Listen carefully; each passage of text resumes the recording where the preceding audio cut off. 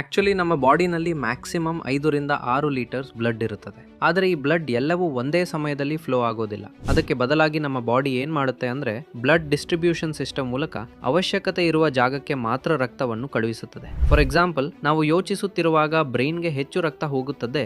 ಆಹಾರ ಸೇವಿಸಿದ ನಂತರ ಅದು ಡೈಜೆಸ್ಟ್ ಆಗೋಕೆ ಸ್ಟಮಕ್ಗೆ ಹೆಚ್ಚು ರಕ್ತ ಹೋಗುತ್ತದೆ. ಇನ್ನು ವರ್ಕೌಟ್ ಮಾಡುತ್ತಿರುವಾಗ ಮಸಲ್ಸ್ಗೆ ಹೆಚ್ಚು ಬ್ಲಡ್ ಹೋಗುತ್ತದೆ. ಈ ಪ್ರಾಸೆಸ್ ಅನ್ನ ಆಟೋನಾಮಿಕ್ ನರ್ವಸ್ ಸಿಸ್ಟಮ್ ಕಂಟ್ರೋಲ್ ಮಾಡುತ್ತದೆ. ಆದ್ರೆ ಇದ್ಯಾವುದೂ ಕೂಡ ನಮಗೆ ತಿಳಿಯದೇನೆ ವರ್ಕ್ ಆಗುತ್ತಿರುತ್ತೆ. ಸೊ ಅಂಥದ್ದರಲ್ಲಿ ನಮ್ಮ ಬಾಡಿಯಲ್ಲಿರುವ ಬ್ಲಡ್ ಸಂಪೂರ್ಣವಾಗಿ ಒಂದೇ ಬಾರಿ ಹೊರಗೆ ಬಂದ್ರೆ ಮೊದಲಿಗೆ ಬ್ರೈನ್ಗೆ ಆಕ್ಸಿಜನ್ ಅಂಡ್ ಗ್ಲೂಕೋಸ್ ಸಪ್ಲೈ ನಿಲ್ಲುತ್ತದೆ. ಸೊ ಆಕ್ಸಿಜನ್ ಇಲ್ಲದೆ ಬ್ರೈನ್ 2 to 3 ಮಿನಿಟ್ಸ್ ಮಾತ್ರ ವರ್ಕ್ ಮಾಡಬಲ್ಲದು. ಸೊ ಫಸ್ಟ್ ಬ್ರೈನ್ ಫೇಲ್ ಆಗುತ್ತೆ, ಆಮೇಲೆ ಹಾರ್ಟ್, ಆಮೇಲೆ ಉಳಿದ ಎಲ್ಲಾ ಆರ್ಗನ್ಸ್ ಕೂಡ ಫೇಲ್ ಆಗುತ್ತವೆ. ಅದಕ್ಕೆ ಇಂಥದ್ದು ಆಗಬಾರದೆಂದು ನಮ್ಮ ಬಾಡಿನಲ್ಲಿ ಇನ್ನೊಂದು ಅದ್ಭುತ ಸಿಸ್ಟಮ್ ಇದೆ ಸ್ನೇಹಿತರೆ.